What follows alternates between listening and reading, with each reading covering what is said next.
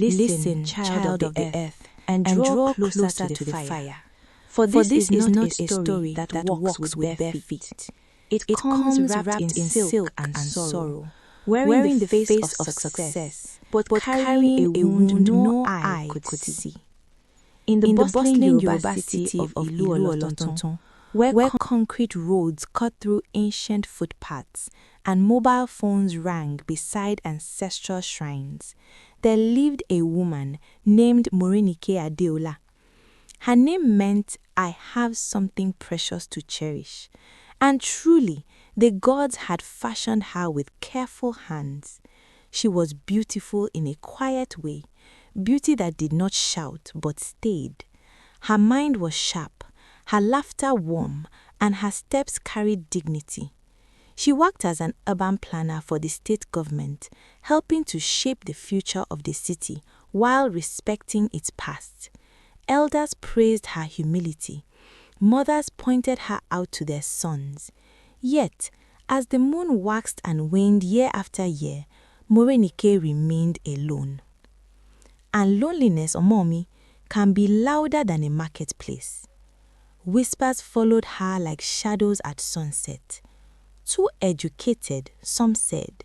Too proud, others murmured. Perhaps her womb is closed, the cruelest tongues dared to suggest. But those who knew Morẹ nikẹ well understood that her smile was a cloth she wore to cover a deep ache. At night, when generators hummed and the city slept, she would sit by her window and ask the question many African women ask in silence: "What have I done wrong?" Her father, Baba Adékúnlé, had once been a respected cocoa merchant before sickness bent his back and later carried him to the land beyond the river. After his death, Morẹ nikẹ remained under the roof of her stepmother, Ìyá Bọ́lá, a woman whose tongue was sweet but whose heart was dry. To the world, Ìyá Bọ́lá was a devoted widow who had raised another woman's child as her own. But envy, like a snake in tall grass, had long coiled within her. For Ìyá Bọ́lá knew something others did not. Before Morẹ nikẹ was born, a diviner once spoke quietly to Baba Adékúnlé. "This child carries a strong destiny. She will rise high, marry well, and her children will stand like Iroko trees." Those words entered Ìyá Bọ́lá's ears and never left her heart.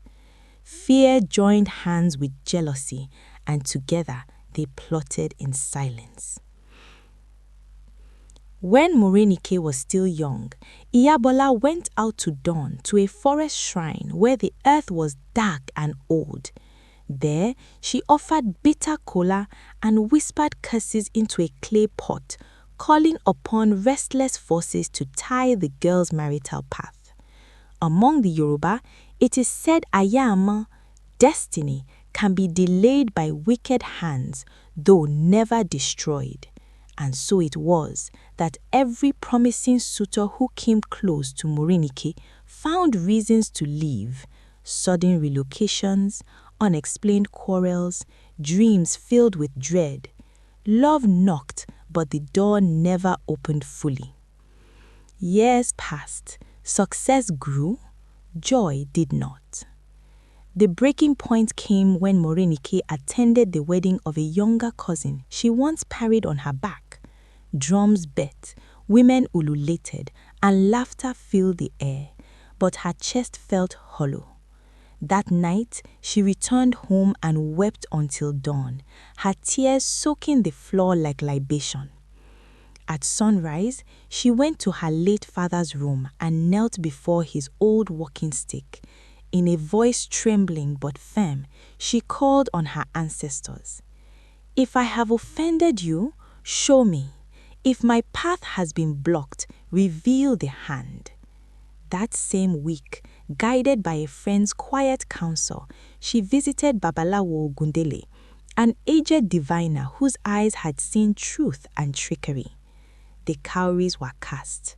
Silence fell heavy. Then the old man sighed. my daughter, your road has been tied, but not by the gods. Blood has spoken against blood." The revelation came like thunder without rain. Through ritual, prayer, and ancestral invocation, the truth surfaced. Iyabola's deeds were exposed, not by shouting, but by spiritual light. She fell ill soon after, her dreams haunted, her tongue confessing what her pride had hidden. In Yoruba belief, ẹ̀ṣẹ̀ kìí sùn, a crime never truly sleeps. The curse was broken through cleansing rites and ancestral appeasement. Balance was restored. Some months later, Morẹ nikẹ met Adéyẹmí, a calm man who saw her not as a prize but a partner. Their union was not hurried, but it was sure, Listen, like child rain of the that earth, comes after and draw long closer to the harmattan. fire. And For this Iyabọlá, is not a she story lived that to see walks the with bare joy feet. she tried to steal, It comes a wrapped in living silk lesson and wrapped sorrow, in regret. wearing the face of So hear success, this, child but of tomorrow. carrying a wound Jealousy no eye drinks could see. poison and hopes In the another will bustling die. Yoruba city, Destiny may limp, but it never forgets its home. And no matter how modern our roads become, the ancestors still walk with us. This is the story of Morẹ nikẹ Adéọlá, a reminder that truth, though delayed, always finds its voice.